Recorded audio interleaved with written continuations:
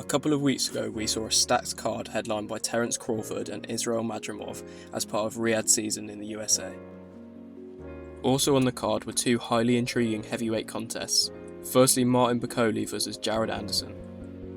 Anderson is the next great American heavyweight prospect, however I believe that this fight came too soon as he was steamrolled in 5 rounds by the massively powerful and determined Bakole, who trains out of Scotland.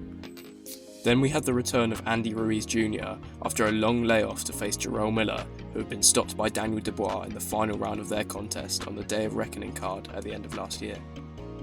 Miller was in noticeably better shape than that night and looked really determined, particularly at the end of each round and in the later rounds of the fight.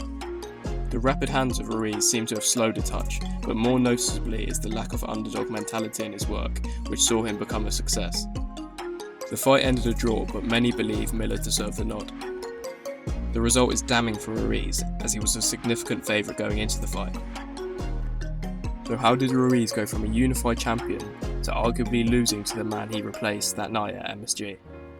To get the full picture, I'll start at the beginning of his career. Ruiz Jr. started boxing at age 6, but wanted to quit by age 7 as he got beat up in sparring. It was his dad who convinced him to continue, and he eventually became the best fighter in his gym. He was always chubby, and he always had a Snickers before his amateur fights. People would underestimate him, but only until they were in the ring with him. By 16, he reached the final of Olympic qualifiers, losing out to Cuba. He took the loss badly, taking a year out of boxing, but would return with a goal of turning pro. He turned up at Freddie Roach's gym and impressed the legendary trainer so much that he took him on, and the pair would go 12-0 in the professional ranks. He didn't have a massive profile, but those that really knew boxing at the time knew how good he was, and how fast his hands were for a heavyweight. He would move on from Roach at this point and race to 29-0 to earn his first world title shot. He would go down to New Zealand, taking on the then 21-0 Joseph Parker at the end of 2016. The fight was extremely close, many believing Ruiz did enough, but Parker got the decision, moving on to a massive fight in the UK versus Anthony Joshua. Ruiz would take a year out, then fighting twice in 2018 and taking on a solid contender in Alexander Dimitrenko in April 2019. And he would stop his opponent in a career best performance.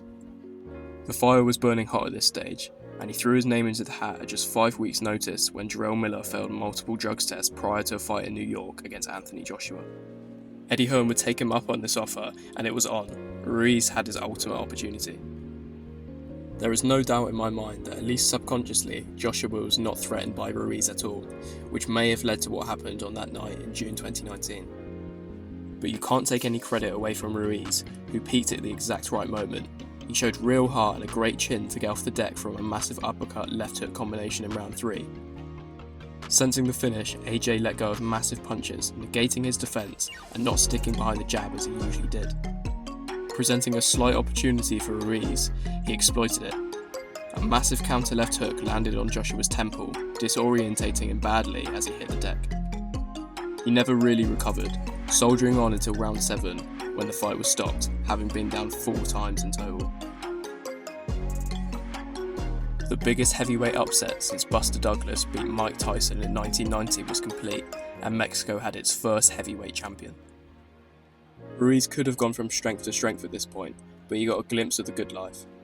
The rematch was set for December of the same year, and whilst AJ locked himself away in Sheffield, preparing for the fight of his life, Ruiz was enjoying his new expensive possessions and enjoying his food. Ruiz was massively overweight for the fight in Saudi Arabia. Who knows what could have happened if Ruiz turned up at his best, but the fact is he didn't. Joshua did, trimmed down and boxing and moving very well behind his long reach. It was real domination and an absolute shutout on the cards by the end.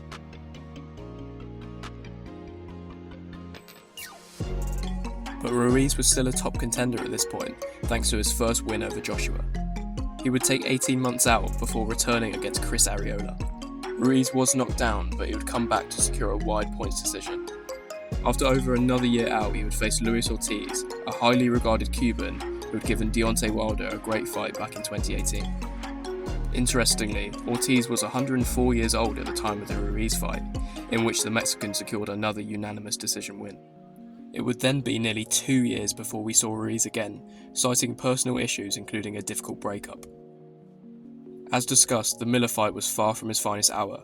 Clearly, Ruiz has been far too inactive since the Joshua rematch, and it's told in his steady decline in his performance.